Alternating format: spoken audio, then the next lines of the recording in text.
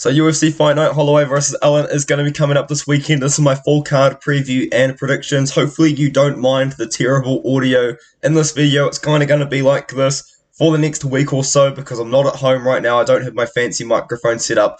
I'm using my laptop's inbuilt camera and my laptop's inbuilt microphone. So I do apologize, but I don't think it's too bad. You know, it is obviously noticeably poor quality audio, but I don't think it's as jarring as I kind of feared it might be. So hopefully you guys don't mind. I feel like if you're not using headphones, it's probably bearable. But as always, you know, I've got my We Want Picks premium membership. I think it's on that side. No, that side. And then we've got BetUS as well. 125% sign up bonus. But let's get into it. I have already predicted all of these fights earlier in the week, but a bunch of you guys were asking me to do my predictions, so maybe it's not coming up, maybe you're not getting recommended it, I don't know, so I'm going to do it again, but my picks have changed for a couple fights, so I'll let you know then. So, Joselyne Edwards is taking on Lucie Pudilova. I'm originally on Joselyne Edwards, I'm still on Joselyne Edwards. I think she's the much better striker here. Her takedown defense in the past has been quite bad, but it's definitely improved over the last couple of fights, and I do think she should be able to beat Lucie Pudilova on the feet. Lucie Pudilova, I wouldn't say Lucie Pudilova is the best striker, but she is a decent wrestler. Her boxing's not that good, but I would say Joselyne Edwards is a very good striker, and Lucie Pudilova is a good wrestler, but I think Edwards, if she can keep this fight on the feet, she's going to have a lot of success, and I think she will. So I do have Joselyne Edwards by decision in this matchup here. Moving up the card, we've got Gaston Bolanos taking on Aaron Phillips, and I am somewhat confident in a very weird way that Gaston Bolanos does find a KO. It's definitely a little bit of an odd one though, because he is 6-3 in MMA. He did fight recently as well, 11 months ago, but you know, I guess it could kind of be said as a layoff, but I do think he's able to knock out Aaron Phillips. Aaron Phillips does have a black belt in Brazilian Jiu-Jitsu, but we've never got to see it in the UFC.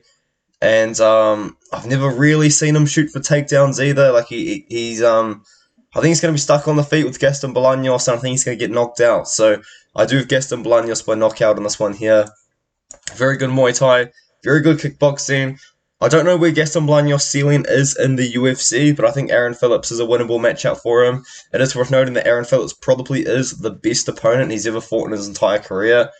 You know, maybe Solo Hatley Jr. at the time, but Hatley Jr. in hindsight, you know, has gone on a bit of an up and down run since then. So I think Bolanos gets it done. I think he gets it done by KO, and you can get that at plus money, and I like it. I'm going to play it myself when my sports book brings it out. Bruna Brasil taking on Denise Gomes. I do have Bruna Brasil. I'm seeing quite a few people picking Denise Gomes here, but I think that Bruna Brasil is going to be the much more technical striker in the matchup. She's a little bit taller, she's a little bit longer, she's got a bit of a reach advantage, she will have longer legs, which she'll use to kick away Denise Gomes, who is a brawler. Denise Gomes is going to be trying to close the distance a lot, land combinations in the boxing, and try and brawl with Bruna Brasil, and maybe go for takedowns as well, but I think that Bruna Brasil can keep the fight on the feet if we do get a clinch situation or something like that. I think she can keep Denise Gomes at range, throwing straight shots, push kicks, front kicks, and I think she'll beat Denise Gomes by decision, just being the much more technical striker. I can see Denise Gomes getting it done just by being that brawler style, but I just don't think she's got the power to really make Bruna Brasil pay when she does land. So I do have Bruna Brasil to win by decision in this matchup here. We move up the card, we've got Lando Vannata taking on Daniel Zellhuber, and I do have Daniel Zellhuber in this matchup here. Daniel Zellhuber is not a man you can trust with your money, especially after his last fight. So I wouldn't recommend betting Daniel Zellhuber, even though I think the odds are actually minus 110 either way. I wouldn't bet Zellhuber, even though I think he's going to win. You can't trust him at all, because he didn't look good against Trey Ogden. He didn't even look like he wanted to win against Trey Ogden. It was a very weird performance, an opposite performance to how he beat Lucas Almeida, who's gone on to win in the UFC himself. So Lando Vannata moving up to 155 pounds. Zellhuber's going to be much bigger in there. He's going to have the reach advantage. He's 6'1" compared to Vannata, who's 5'9". Zellhuber's a striker. He's a good kickboxer. He can keep the fight at range. He can throw straight shots. He can throw push kicks. You know, all that sort of thing to keep Vannata off him. And I think that's how Zellhuber beats him by decision. Kind of a similar matchup against Lucas Almeida. I feel like Vannata's going to get a little bit scrappy in there, but Zellhuber's probably going to still be able to beat him. And Zellhuber's got a chin on him, man. We learnt that in the Lucas Almeida matchup for sure. So I've got Zellhuber by decision. You cannot trust this man with your money, though. Give it a couple of performances, and then maybe we can start talking about that.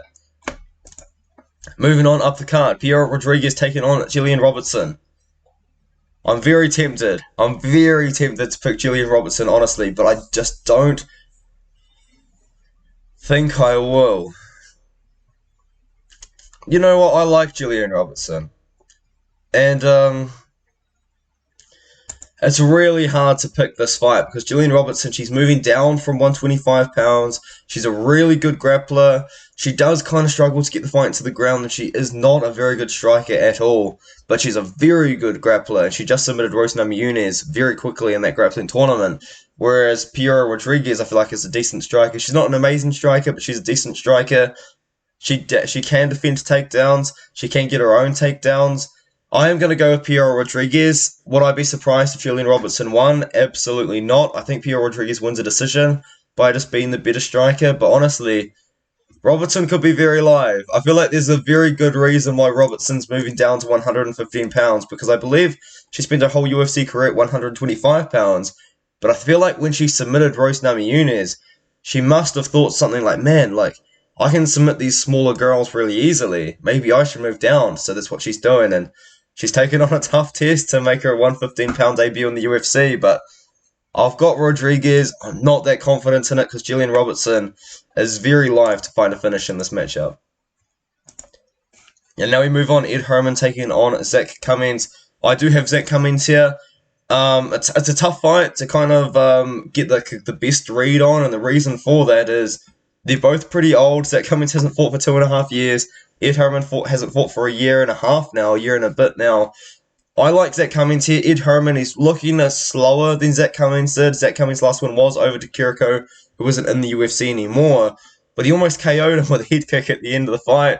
Herman went on a pretty good 3-fight win streak, to be fair, which is quite impressive considering he would have been about 38 to 40 years old at the time. But I like Zak Cummings in the fight. I think he's just younger. He's taken a lot of time off because he was injured. He's moving up to 205 pounds as well. I don't think that's a bad thing for Zak Cummings, honestly. At this point of his career, he's almost 39 years old. He is an older guy in MMA. There's rumour maybe that this could be Ed Herman's retirement fight as well. I mean, it hasn't been confirmed, but I do know it's the last fight on his contract. So you might see Ed Herman retire in this one here, but I've got Cummings by decision. I don't know what it really is because the truth is you can't get the best read on this fight because both guys hasn't fought for a long time and they're both older guys. But I see Zak Cummings keeping the fight on the feet and just winning the fight on the feet like he did against Alessio de Kiriko. And now my laptop decides to not load. No, we're there. We've got Brandon Royval taking on Matheus Nicolau on the prelims, which is an absolute crime. But hey, it is what it is. I do have Matheus Nicolau here. I believe he's a bigger favourite than Tapology saying. I think Matheus Nicolau's swollen, I guess you would say, to about a minus 200 favourite right now. I'm seeing a lot of people put money on Nicolau, and I don't blame them at all. I think Nicolau should win this one. He's much more technical than Brandon Royval. He's that's kind of it. He's just a lot more technical and patient than Brandon Royval, and I feel like honestly he's slightly better than Brandon Royval, kind of everywhere. But Brandon Royval's just got that style that really can put a lot of people in trouble. Like he's very aggressive. He's very aggressive with everything he does, which does kind of leave him open to be hit. It does kind of leave him open to be caught. In the past, like when he lost to Pantoja, he kind of caught himself in the sub, and he got injured by Moreno, but I think he got knocked down as well in that fight. But then he fought Bontarine, he's not even in the UFC anymore, and Matt Schnell, I think Matt Schnell knocked him down as well. I've got Nicolau. Nicolau got his first finish over Matt Schnell in this last fight, and he hasn't got a finish in the UFC before that, but I do think he finds one over Brandon Royval. I just think Brandon Royval's a bit hittable. And I do think Nicolau's just a little bit better everywhere, so I've got Nicolau to win. I think he finds something on Royval. In the second round, I think he finds a sub or a KO. I think Royval's going to put himself in a position which Nicolau's going to take advantage of. Royval's going to be dangerous. He's going to be live for a finish always, but I do think Matheus Nicolau is going to be a bit more technical and beat Brandon Royval. And you could argue maybe he deserves a title shot with a win over Brandon Royval. You really could, but I think Nicolau would probably still be one fight away from a title shot because Pantoja is next. We're going to have to wait for that to happen. And then maybe the winner of Nicolau versus the winner of Kai Kara France, Hamir Albazi, can fight for the title. So that'll be interesting. Now we're going to move up the card. TJ Brown taking on Bill Algeo. This is a fight which I'm picking Bill Algeo, but I'm not as confident as I was. A lot of people I'm seeing are picking TJ Brown. I don't mind the TJ Brown pick. He is a aggressive wrestler, aggressive grappler. Looked really good in his last fight over Eric Silva, and I do like the fact that he's making a quick turnaround because he looked so good against Eric Silva. But I'm going with Bill Algeo. I think he should be able to keep the fight on the feet. When he's on the feet, he is a bit taller. He does have a reach disadvantage, but I like Bill Algeo striking this one here. He's a very good defensive grappler. I mean, we saw him defend a lot of submissions against Herbert Burns. I think what we're going to see is Bill Algeo maybe strike with PJ Brown, be the better striker, and Brown will be shooting for takedowns.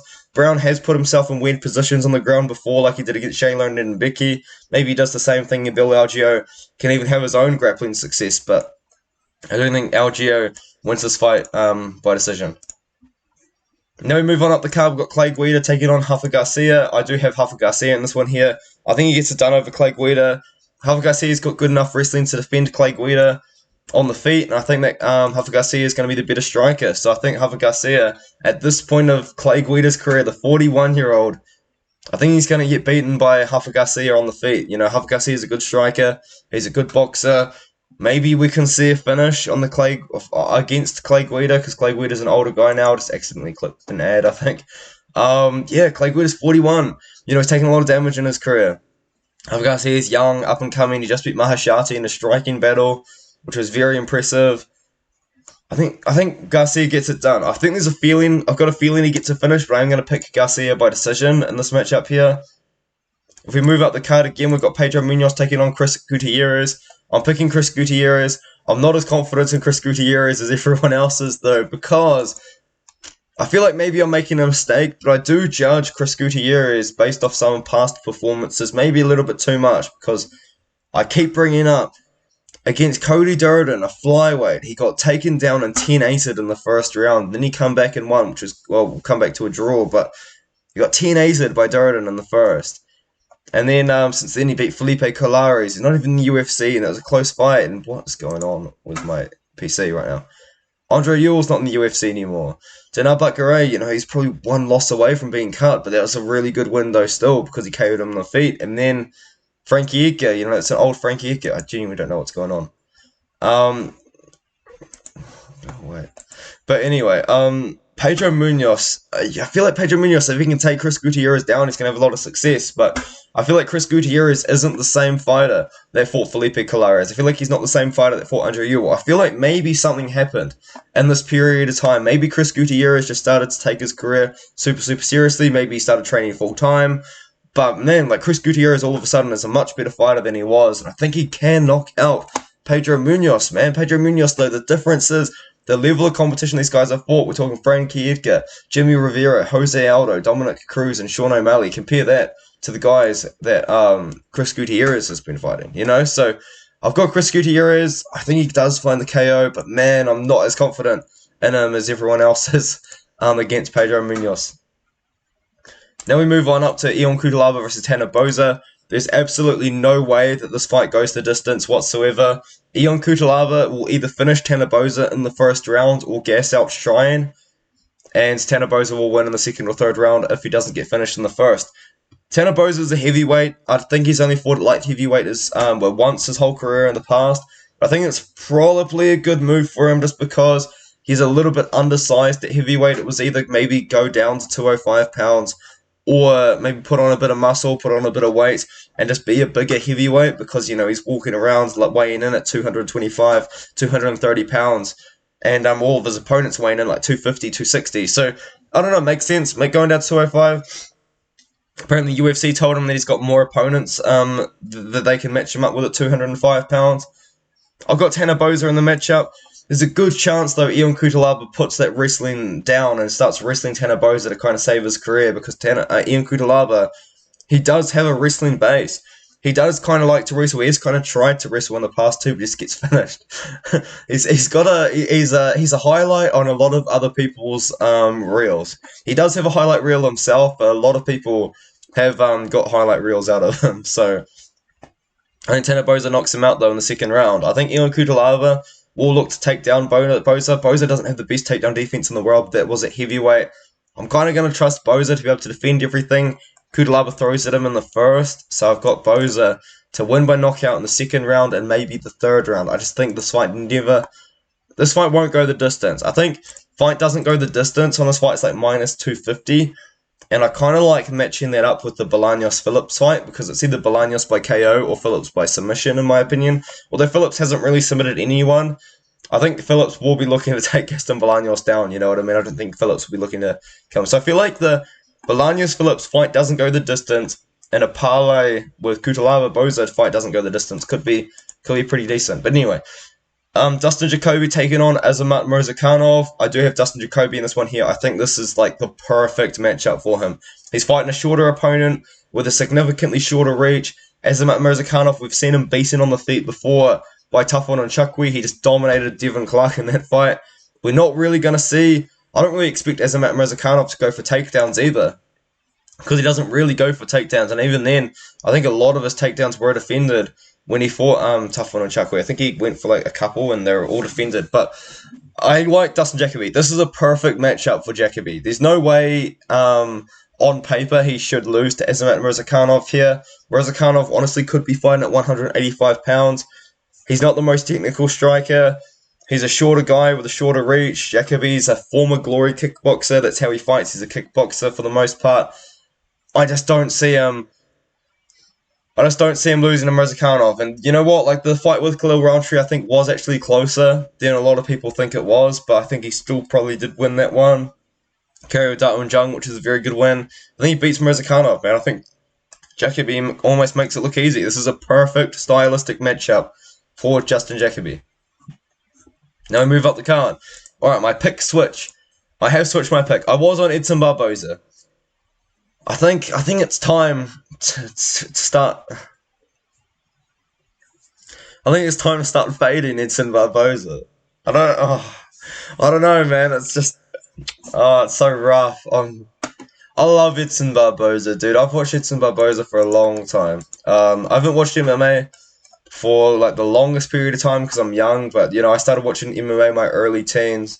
It was probably like, when he fought like Tony Ferguson was probably kind of when I started paying big attention to MMA. But man, it's Barboza, you know, he's kind of gone there, done that. He's moved down to 145, had his own success. He beat Shane Burgos, who's fighting in the PFL this weekend, and Billy Q. The thing is with Billy Q, though, I feel like he's going to get hit a lot in this matchup.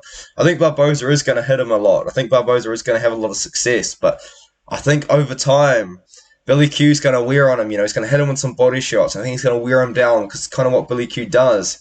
You know, he's always in Fight of the Nights. He's in Fight of the Nights with Shane Burgos. He had a fantastic fight with Alexander Hernandez where it was almost like Hernandez just gassed himself out trying to beat Billy Quarantillo. And I remember watching that fight, and I was really thinking to myself, like, man, like, Billy Quarantillo is good. Like, it might be time for me to really start paying attention. And then, yeah, so I'm going to pick him to beat Barboza. I don't feel good about it, honestly. I think there's a very good chance Barboza wins this fight if it's on the feet. But Billy Q, if he really needs to, can go for takedowns. He shot for 14 of them against Shane Burgos. He didn't get any of them, but he did shoot for 14 takedowns. And that does tell you that he still does shoot for takedowns. Still doesn't want to shoot for takedowns. So, I think worst comes to worst, Billy Q can get it to the mat. I'm going with Billy Q. I'm not confident in it, but I like the pick, kind of. Now we move up the card. We've got Max Holloway taking on Arnold Allen. I do have Max Holloway here, but we're really about to find out like, how good is Arnold Allen really, because Arnold Allen recently has been taking big leaps in competition. You know, he beat Gilbert Melendez, moved up a bit against Nick Lentz, and then he took on Sadiq Youssef. That was a big jump up in competition. And then Dan Hooker, big jump up in competition, although Dan Hooker was moving down, it's still a jump up in competition. And he fought Calvin Kattar. You know, and I know he beat Calvin Kattar by injury, but, you know, he's still making big jumps up in competition. And this was the fight to make ever since he beat Kattar. This has always been the fight to make, and I like it.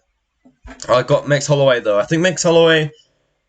I'm not going to start picking against Max Holloway until I see him lose against someone that's not Volkanovski, because Volkanovski's that good. We saw how good Alexander Volkanovski was when he fought Islam Makhachev. You know, I know he took a bit of damage against Volk, but I feel like it might be a little bit overrated, and I don't think Volk really was cracking him that badly. But the thing is with Holloway, and I have said it for a while, and it was actually why I did think Volk was going to finish him in the third fight, Holloway has taken so much damage in his career.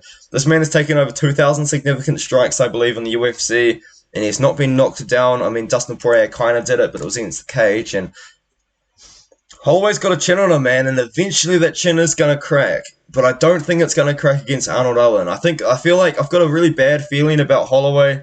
One day, we're going to maybe see Holloway get knocked out, and it's gonna be hard because we've never seen it happen before, but I don't think it's going to be against Arnold Allen. I think Arnold Allen is very likely going to win the first round quite clearly, and I think he might win the second round as well, but in third round fights, Arnold Allen, he does slow down a little bit towards the third. And I feel like Max Holloway, we've seen Max Holloway's cardio. We know how good his cardio is. We know he can put a pace on for 5 rounds straight. I feel like Max Holloway, he's going to be in there for the first round, for the second round. Might even win the second round. But I think it's the third round, the fourth round, the fifth round. Holloway's going to put his foot down. He's really going to start putting on a pace on Arnold Allen. He's going to beat him pretty clearly in the last 3 rounds. So I'm thinking Max Holloway, 48-47 decision based on the third round. The last 3 rounds, maybe 49-46, maybe he wins the second on one judge's scorecard or whatever, but Holloway, I think Holloway gets it done. I think he wins by decision, but it could be interesting. Maybe Arnold Allen's really been working on his cardio, and we just didn't get the opportunity to see it when he fought Calvin Kattar, so it could be interesting to see, but I think if Allen beats Holloway, I do think he's going to have to beat him inside the distance. So I do think that Max Holloway gets it done by decision over the course of the 5 rounds. I think it's going to be a good test for Arnold Allen.